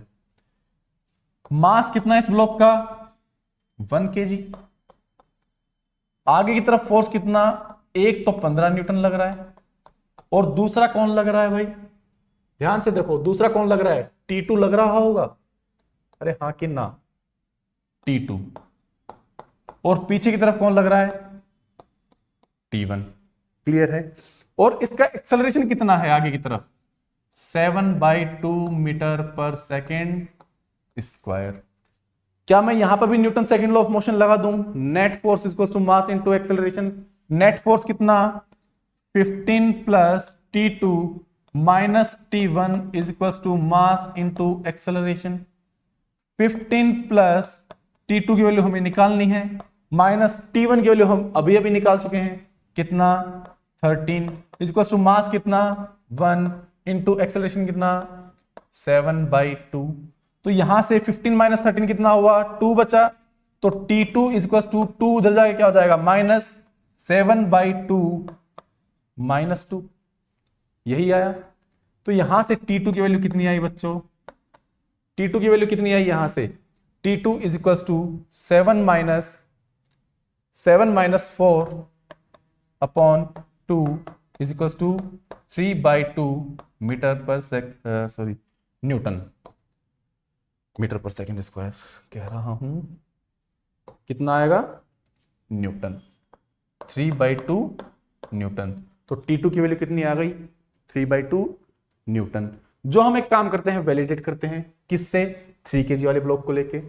3 kg वाले ब्लॉक को जब मैंने लिया तो पीछे की तरफ कौन लग रहा है, T2, आगे की तरफ कौन लग रहा है, कितना फोर्स लग रहा है, 12 न्यूटन लग रहा है, 12 न्यूटन। मास कितना है इसका, 3 kg, और एक्सेलरेशन कितना आगे की तरफ, 7/2 metre per second square. Net force is equal to mass into acceleration. Net force कितना, 12 - T2 is equal to mass into acceleration. तो T2 की वैल्यू यहां से कितनी आई बच्चों, T2 की वैल्यू कितनी आ जाएगी, 12 - 21/2 is equal to 24 - 21/2 is equal to 3/2 metre per second. वापस से वही सेम मिस्टेक मैंने वापस से करी है, मीटर पर सेकेंड। यूनिट क्या आएगी, न्यूटन। क्लियर है? क्लियर है बच्चों? तो T2 की वैल्यू कितनी आई है, 3/2 न्यूटन के बराबर। अब ये क्वेश्चन कराना जरूरी क्यों था, इसलिए कि बीच में जैसे ही तुम्हें फोर्स लगा, फोर्स लगता हुआ दिखा, तुम्हारे मन में क्या विचार आया कि सर अगर किसी ब्लॉक के ऊपर बीच में फोर्स लग रहा है तो उसका एक्सेलरेशन तो अलग ही होगा बाकी लोगों से, होगा कि नहीं होगा, मन में यही आया। लेकिन वो मन में ही रहने दो, अभी हमें क्या करना है, कैलकुलेट करना है, और कैलकुलेट करके देखना है कि वो सही है कि नहीं। हम सबसे पहले क्या करेंगे, अजम्पशन लेंगे कि अगर ये सारे एक साथ चल रहे हो तो वो एक्सेलरेशन की वैल्यू निकाल लो। जैसे ही एक्सेलरेशन की वैल्यू आए, एक काम करो, T1 और T2 की वैल्यू निकाल लो। T1 T2 की वैल्यू अगर पॉजिटिव आ गई तो मतलब हमारा अजम्पशन क्या है, सही है। और T1 T2 की वैल्यू नेगेटिव आ गई तो हमारा अजम्पशन क्या हो जाएगा, गलत हो जाएगा। क्लियर है बच्चों? क्लियर हुआ? चलो बताओ फटाफट, क्लियर हुआ?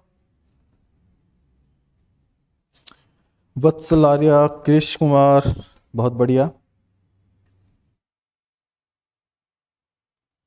बहुत बढ़िया, बहुत बढ़िया। अशोक कुमार, क्लियर है सर, बहुत बढ़िया।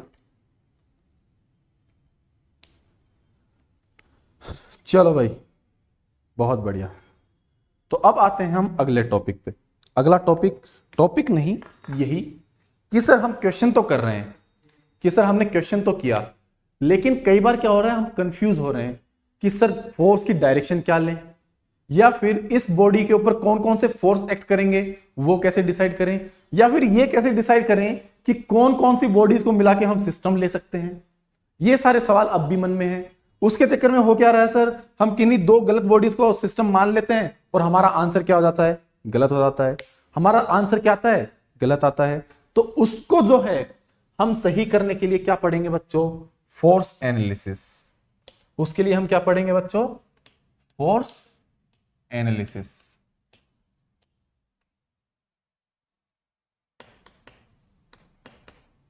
अब फोर्स एनालिसिस क्या है कि मान लो आपको ऐसी कोई कंडीशंस दे रखी हो, आपको ऐसी अलग अलग कंडीशंस दे रखी हो कि आपके पास में नंबर ऑफ बॉडीज हैं जो आपस में क्या हैं, कनेक्टेड हैं, आपस में क्या हैं, कनेक्टेड हैं। तो उस केस में आपको किस तरीके से क्वेश्चन को अप्रोच करना है सोल्व करने के लिए, वो हम अब सीखने जा रहे हैं।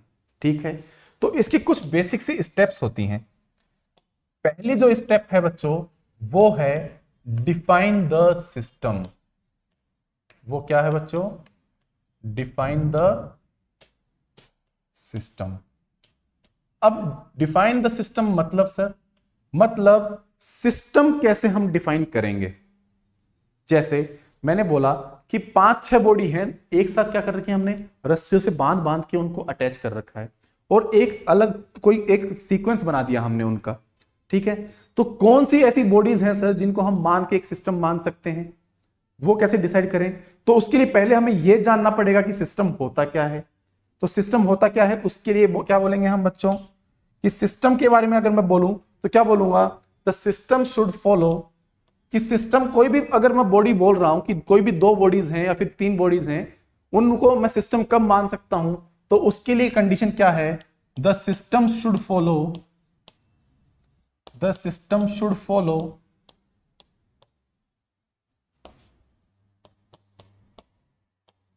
The condition of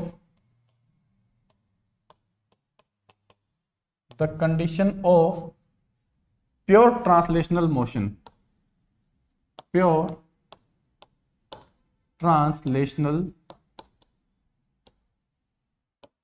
motion. मतलब सर ट्रांसलेशनल मोशन मतलब, ट्रांसलेशनल मोशन मतलब एक ऐसा सिस्टम हमें मानना है, जैसे अगर ये एक बॉडी है और ये एक बॉडी है, तो मैं इन दोनों को मिला के एक सिस्टम तभी मान सकता हूं जब ये कैसे मोशन कर रहे हो, प्योर ट्रांसलेशनल मोशन। अब सर प्योर ट्रांसलेशनल मोशन का मतलब एक्सेलरेशन भी क्या हो, इनका सेम हो, और वेलोसिटी भी इनकी क्या हो, सेम हो। उसी केस में मैं क्या कंसीडर कर सकता हूं, इन दोनों को एक सिस्टम मान सकता हूं। क्लियर है बच्चों। तो क्या मैं ये बोल सकता हूं कि इसका मतलब क्या है, acceleration and velocity are same, acceleration and velocity are same. Clear है बच्चों। चलो, क्या ये क्लियर हुआ। अब एक बात बताओ, एक सिस्टम के अंदर कितनी बॉडीज हो सकती हैं, एक सिस्टम के अंदर कितनी बॉडीज हो सकती हैं, एक हो सकती है, 2 हो सकती है, कितनी हो सकती हैं, तो मैं कहूंगा इनफाइनाइट नंबर ऑफ बॉडीज हो सकती हैं। कितनी, इनफाइनाइट। सोच के देखो, एक ब्लॉक है, उसके अंदर मैंने छोटी छोटी बहुत सारी ऐसे बॉडीज भर दी, बहुत सारी छोटी छोटी ऐसे बॉडीज भर दी। ठीक है, और इस ब्लॉक को पूरे को मैं एक साथ मूव कर रहा हूं, तो क्या इनका हर पॉइंट का एक्सेलरेशन भी सेम है, और हर इस ब्लॉक का, इसके अंदर जो छोटे छोटे पार्टिकल्स हैं उनकी वेलोसिटी भी सेम है, तो क्या ये प्योर ट्रांसलेशनल मोशन है। तो क्या मैं इन सबको एक सिस्टम मान सकता हूं, मान सकता हूं। तो क्या मैं ये बोल सकता हूं एक सिस्टम के अंदर n number of, infinite number of bodies भी हो सकती हैं, या फिर मैं ये बोलूं कि 2 से ज्यादा बॉडीज भी हो सकती हैं। क्लियर है। तो क्या मैं ये बोल सकता हूं अ सिस्टम में कंटेन मोर देन 1 बॉडीज, हाँ कि ना। क्लियर है बच्चों। चलो, बहुत बढ़िया, बहुत बढ़िया। ठीक है, अब हम समझते हैं कि सर सिस्टम डिफाइन कैसे करें, सिस्टम डिफाइन करें कैसे।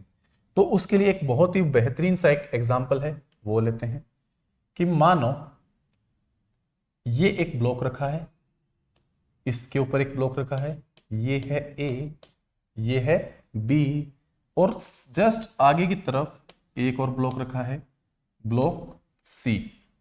ठीक है, और कुछ इस तरीके से कंडीशन है कि इन दो ब्लॉक को हमने रस्सी से बांध रखा है, फिर ये एक रस्सी नीचे जाती है, इधर एक ब्लॉक अटैच्ड है डी, फिर वापस एक रस्सी से जाता है ये आगे की तरफ, और फिर एक ब्लॉक अटैच्ड है ई, और इधर से तुम इसको क्या कर रहे हो, खींच रहे हो। इधर से क्या कर रहे हो, तुम इसको खींच रहे हो। अब हमें यह देखना है कि इनमें से किस किस को हम सिस्टम मान सकते हैं। क्लियर है? कंडीशन क्या है? All surfaces are smooth, all surfaces are smooth. अब एक बात बताओ, क्या मैंने ये बोला था कि अगर कोई भी बॉडी है, कोई भी नंबर ऑफ बॉडीज हैं, उनको अगर मेरे को सिस्टम मानना है या नहीं मानना, वो किस पे डिपेंड करेगा कि वो ट्रांसलेशनल मोशन करेंगे कि नहीं करेंगे, है कि नहीं? मतलब उनके एक्सेलरेशन और वेलोसिटी सेम होना चाहिए। तो मैं एक काम करता हूं, इन सब की एक्सेलरेशन और वेलोसिटी निकाल लेता हूं। अगर मैंने ये बोला कि फोर्स लगाने की वजह से ई जो है आगे की तरफ जा रहा है एक्सेलरेशन ए से, और इसकी वेलोसिटी है वी, तो ये बताओ क्या ये डी जो है सेम एक्सेलरेशन से नीचे आएगा? क्यों? ये तो सारी क्या हैं, आइडियल स्ट्रिंग्स हैं। अगर ये आगे डिस्टेंस x जाएगा तो ये भी x डिस्टेंस नीचे आएगा। मतलब अगर इसका एक्सेलरेशन आगे की तरफ a है तो इसका एक्सेलरेशन नीचे की तरफ क्या होगा, a होगा, और वेलोसिटी भी कितनी होगी, v होगी नीचे की तरफ। सेम ऐसे ही c की अगर मैं बात करता हूं तो इसका एक्सेलरेशन आगे की तरफ a होगा और वेलोसिटी v होगी। सेम ऐसे ही अगर मैं a की बात करता हूं तो उसका एक्सेलरेशन कितना होगा, आगे की तरफ a होगा, और वेलोसिटी कितनी होगी, v होगी। क्लियर है? लेकिन एक बात बताओ, अगर सारे सरफेस स्मूथ है तो क्या मैं ये बोल सकता हूं ये सरफेस भी कितना है, क्या है, स्मूथ है? और अगर ये सरफेस जो है स्मूथ है, मतलब इस ब्लॉक के ऊपर कोई फोर्स लग ही नहीं रहा, तो क्या ये ब्लॉक मूव करेगा, नहीं करेगा। तो इसका एक्सेलरेशन कितना हो गया बच्चों, 0 हो गया। इसका एक्सेलरेशन कितना हुआ, 0 हुआ, और इसकी वेलोसिटी भी कितनी हुई, 0 हुई। क्लियर है? क्लियर है बच्चों? यहां तक कोई डाउट? फटाफट पूछो भाई, कोई डाउट हो तो।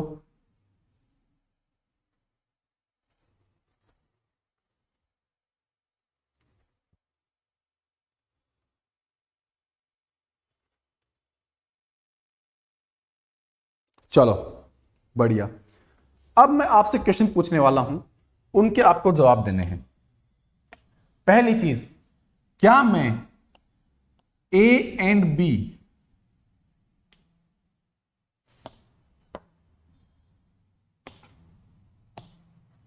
क्या मैं ए और बी को सिस्टम मान सकता हूं कि नहीं मान सकता? फटाफट बताओ भाई।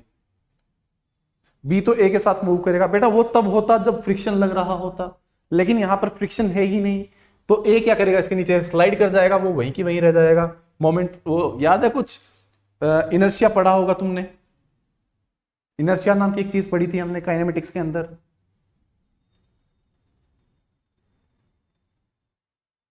चलो ए और बी जो है उसको क्या हम सिस्टम मान सकते हैं?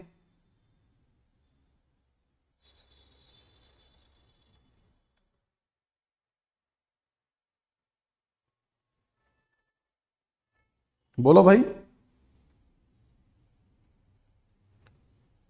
चलो बताओ, ए और बी को अगर, चलो ये तो मैं सोल्व कर देता हूं। ए और बी को सिस्टम मानने के लिए हमें क्या चेक करना पड़ेगा कि दोनों का एक्सेलरेशन भी सेम होना चाहिए और वेलोसिटी भी सेम होना चाहिए। ए का एक्सेलरेशन आगे की तरफ कितना है, ए है, लेकिन बी का एक्सेलरेशन कितना है, 0 है। क्या दोनों का एक्सेलरेशन सेम है?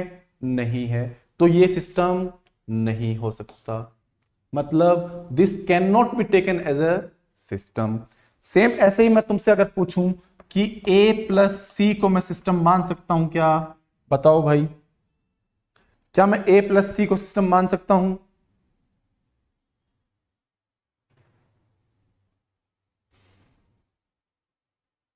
मान सकते हैं, प्रिया ने बोला यस सर।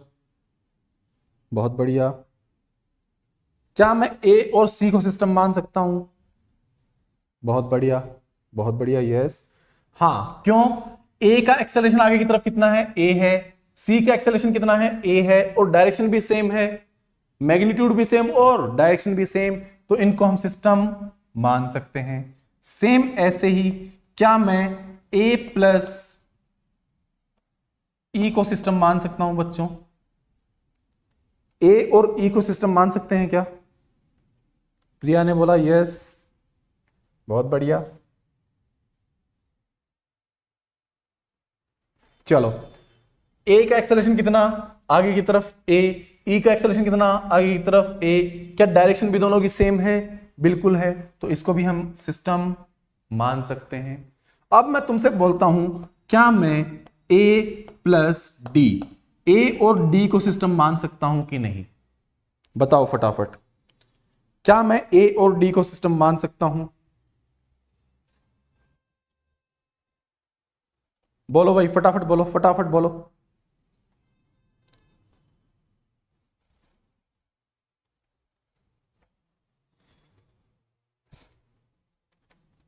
चलो, अब ध्यान से देखना, ए और डी को क्या मैं सिस्टम मान सकता हूं?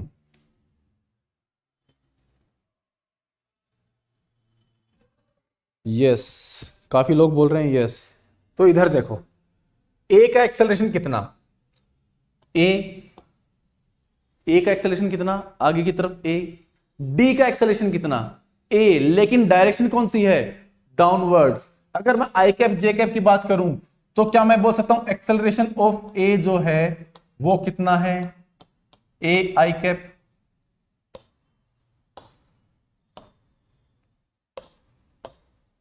ए आई कैप है कि नहीं है? वही एक्सेलरेशन ऑफ डी की अगर मैं बात करूं, तो वो कितना आएगा? माइनस ए जे कैप आएगा कि नहीं आएगा? क्या ये दोनों वैल्यूज सेम है?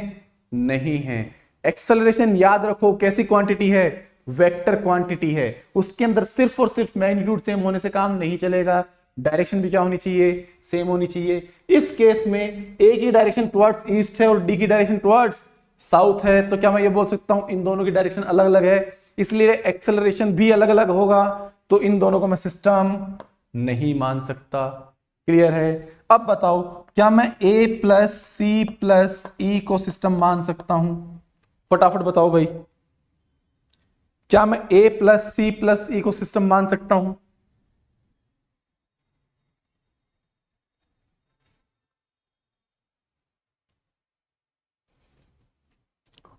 बहुत बढ़िया।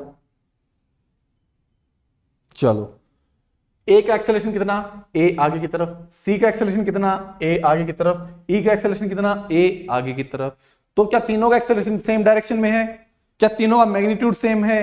तो इसको सिस्टम हम मान सकते हैं। तो इस तरीके से हम क्या करेंगे? सिस्टम डिफाइन करेंगे। इस तरीके से हम क्या करेंगे? सिस्टम डिफाइन करेंगे कि किन दो ऑब्जेक्ट को मिला के हम सिस्टम मान सकते हैं कि नहीं मान सकते। वो चेक करने का तरीका क्या है? उन दोनों के एक्सेलरेशन और वेलोसिटी चेक कर लो, या फिर मैं ये बोल लूं कि उनका सिर्फ ये चेक कर लो कि ट्रांसलेशनल मोशन है कि नहीं है, तो वो क्या होगा? एक सिस्टम होगा। क्लियर है बच्चों? बहुत बढ़िया, बहुत बढ़िया, बहुत बढ़िया। चलो, अब आते हैं सेकंड पॉइंट पे। ये क्या था? First point. अब आते हैं सेकंड पॉइंट पे। सेकंड पॉइंट,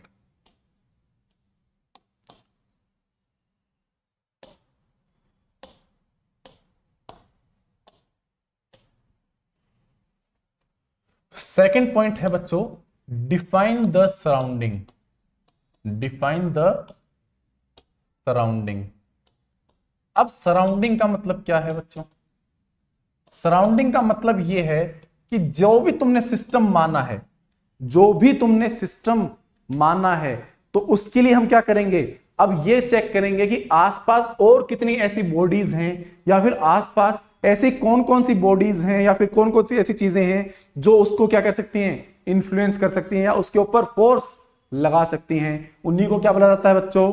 सराउंडिंग बोला जा सकता है। उन्हीं को क्या बोला जाता है? सराउंडिंग बोला जाता है।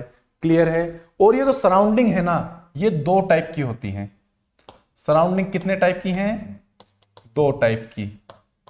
पहली जो है वो है कॉन्टेक्ट टाइप और दूसरी कैसी है, नॉन कॉन्टेक्ट। दूसरी कौन सी है, नॉन कॉन्टेक्ट।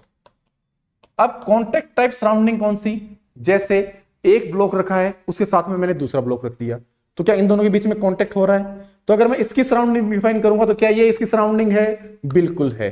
क्यों? क्योंकि ये इसके ऊपर फोर्स लगा सकता है। क्लियर है? दूसरी कौन सी है, non contact force, non contact surrounding. सोच के देखो, हवा में कोई मैंने अगर पत्थर फेंका, हवा में मैंने कोई अगर पत्थर फेंका तो क्या अर्थ उसके ऊपर फोर्स लगा रही होगी? लगा रही होगी। कौन सा? Gravitational force. तो उसके ऊपर फोर्स तो लग रहा है, लेकिन क्या वो कांटेक्ट में है अर्थ के साथ में? नहीं है। तो ऐसी सराउंडिंग को क्या बोलते हैं? Non contact. और ये आपके कोर्स में एक ही है, कौन सी अभी? अर्थ। सिर्फ और सिर्फ कौन सी है? अर्थ। क्लियर है बच्चों? क्लियर है?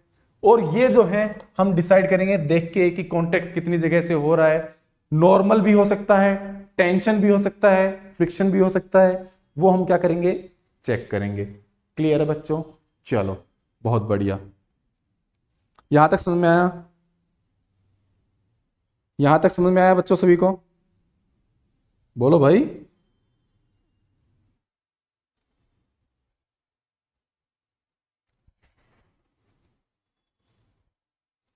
चलो बहुत बढ़िया। अब जैसे मैं ये बोलूं कि मान लो एक कोई ये सरफेस है या फिर ये एक ब्लॉक है जो इस सरफेस पे क्या है? रखा हुआ है। इस सरफेस पे क्या है? रखा हुआ है। तो इसकी सराउंडिंग कितनी हो सकती है, ये सोच के देखो। तो सराउंडिंग निकालने के तरीके देखो। सबसे पहले तो ये चेक करो, ये जो ब्लॉक है कितनी जगह से टच हो रहा है, किसी भी दूसरी बॉडी से कितनी जगह पे टच हो रहा है। तो तुमने जब देखा तो क्या दिखा कि सर एक जगह से टच हो रहा है, ये एक जगह से क्या हो रहा है? टच हो रहा है। ठीक है। दूसरी चीज, अगर ये टेबल पे रखा है तो ऑब्वियस सी बात है अर्थ इसको अपनी तरफ खींच रही होगी, तो दूसरी सराउंडिंग कौन हो गई? अर्थ हो गई। तो क्या मैं ये बोल सकता हूं दो सराउंडिंग है, और जितनी नंबर ऑफ सराउंडिंग होगी उतने ही क्या लगेंगे इस बॉडी के ऊपर? फोर्स लगेंगे। तो number of surrounding is equals to number of forces acting on the body. Number of forces acting on the body. Clear है बच्चों? क्लियर हुआ यहां तक कि जितने नंबर ऑफ सराउंडिंग होंगे उतने ही क्या लगेंगे उस बॉडी के ऊपर? फोर्स लगेंगे। क्लियर है? चलो अब एक इसी बात पे क्वेश्चन करते हैं। क्वेश्चन क्या है कि मानो आपको इस तरीके से कंडीशन दे रखी है, एक ब्लॉक ये रखा है, इसके साथ में एक ब्लॉक यहां पे रखा है, एक ब्लॉक ये रखा है, एक ब्लॉक यहां पे रखा है, ए बी सी डी, और एक ब्लॉक कुछ इस तरीके से रखा है ई, और ये किसी एक सरफेस पे रखे हैं। आपको बताना है नंबर ऑफ सराउंडिंग्स। क्या बताना है? Number of surroundings. ठीक है। केस क्या है कि मैं अलग अलग सिस्टम लूंगा। अगर मैं सिस्टम मानता हूं ए को तो बताओ, अगर मैं सिस्टम मानता हूं बी को, या फिर सी को, या फिर डी को, या फिर ई को, लेकिन इनके बाद में मैं मान रहा हूं सिस्टम किसको? ए प्लस बी को। फिर मैं किसको मान रहा हूं? ए प्लस बी प्लस सी को। अब बताओ भाई, ए के लिए सराउंडिंग कितनी होंगी? ए ब्लॉक के लिए सराउंडिंग्स कितनी हैं?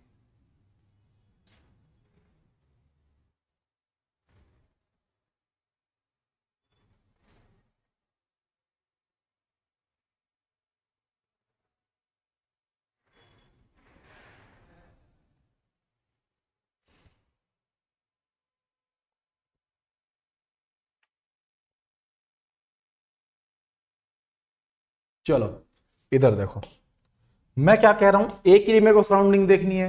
मैंने क्या किया, ए को देखा ध्यान से। ए को देखने पे क्या पता चला, ये कितनी जगह से टच में है? डी के साथ में टच में है, बी के साथ में टच में है, इस सरफेस के साथ में टच में है। तीन जगह से तो ये क्या हो रहा है? टच हो रहा है। और चौथा इसके ऊपर एम जी तो लग ही रहा होगा। क्लियर है? चौथा कौन, mg तो लग ही रहा होगा। तो टोटल सराउंडिंग कितनी हुई इसकी, 1 2 3 और 1 mg 4, और जिसमें से 3 क्या है, कॉन्टेक्ट सराउंडिंग है, और एक कौन सी है, नॉन कॉन्टेक्ट सराउंडिंग। क्लियर है। बी की बात करते हैं। बी के लिए एक तो ए के साथ में ये टच में है, एक डी के साथ में ये टच में है, एक ई के साथ में ये टच में है, एक सी के साथ में ये टच में है, और एक सरफेस के साथ में ये टच में है, और एक नॉन कॉन्टेक्ट सराउंडिंग है, कौन, अर्थ। तो टोटल सराउंडिंग कितनी हुई, 1 2 3 4 5 और एक अर्थ, 6 सराउंडिंग्स। सी की बात करते हैं। एक यहां से ये कॉन्टेक्ट में है, एक यहां से कॉन्टेक्ट में है, और एक नॉन कॉन्टेक्ट सराउंडिंग होगी, कौन, अर्थ। तो टोटल कितनी हुई, 1 2 और अर्थ 3। डी की बात करते हैं। कितनी जगह से टच में है, एक तो ए के साथ में टच में है, एक बी के साथ में टच में है, एक ई के साथ में टच में है, और एक इसके ऊपर अर्थ फोर्स लगा रही होगी। तो टोटल सराउंडिंग कितनी हुई इसकी, 4 हुई। ई की बात करते हैं। ई एक तो यहां से टच में है डी के साथ में, एक बी के साथ में टच में है, और एक अर्थ इसकी सराउंडिंग है। तो टोटल सराउंडिंग कितनी, 3। अब सवाल आता है ए प्लस बी के लिए कि सर ए प्लस बी को हम कैसे पहचाने। एक काम करो, इसको ऐसे करके एक ही ब्लॉक मान लो ए और बी को। अब ये देख लो कितने ब्लॉक के साथ में ये कांटेक्ट में आ रहा है, कितने ब्लॉक के साथ में कांटेक्ट में आ रहा है, एक डी के साथ में आ रहा है, एक ई के साथ में आ रहा है, एक सी के साथ में आ रहा है, और एक सरफेस के साथ में। तो कांटेक्ट कितने, 4, और नॉन कांटेक्ट कितनी, 1, जो कौन है, अर्थ। तो टोटल कितनी हुई, 5। सेम ऐसे ही अगर ए बी और सी को मैं सिस्टम ले लूंगा तो इसको एक ब्लॉक मान लूंगा। अब देखता हूं इसके साथ कांटेक्ट में कौन है, एक डी इसके कांटेक्ट में है, एक ई कांटेक्ट में है, और एक सरफेस कांटेक्ट में है। तो टोटल कांटेक्ट सराउंडिंग कितनी, 3, और एक नॉन कांटेक्ट कौन, अर्थ। तो टोटल कितने हो गए, 4 सराउंडिंग। ठीक है। अब सराउंडिंग काउंट करने का मतलब क्या है, सराउंडिंग काउंट करने का मतलब यह है कि जितने नंबर ऑफ सराउंडिंग होंगे किसी एक ब्लॉक के ऊपर, जितने नंबर ऑफ सराउंडिंग होंगे उतने ही क्या हो रहे होंगे, उस बॉडी के ऊपर फोर्स लग रहे होंगे। जैसे अगर मैं सी की बात करता हूं, सी के ऊपर कितने सराउंडिंग है, 3 है, 2 कॉन्टेक्ट और 1 नॉन कॉन्टेक्ट। तो इस सी के ऊपर 3 ही फोर्स लग सकते हैं, एक ये सरफेस फोर्स लगाएगा, एक ये बी ब्लॉक इसके ऊपर फोर्स लगाएगा, और एक अर्थ इसके ऊपर फोर्स लगाएगी। क्लियर है। तो सराउंडिंग और सिस्टम हमने डिफाइन करना आज सीख लिया है। आगे का जो टॉपिक है कि सराउंडिंग और सिस्टम डिफाइन करने के बाद में हमें क्या करना है वो हम अगली क्लास से चालू करेंगे। क्लियर है बच्चों, क्लियर है सभी को। आज के इसमें कोई डाउट आया हो बच्चों तो वो पूछो, फटाफट पूछ लो।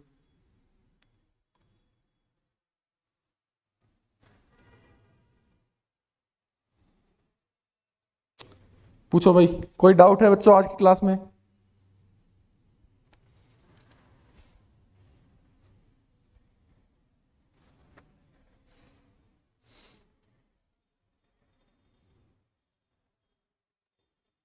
कोई डाउट नहीं है, चलो बहुत बढ़िया।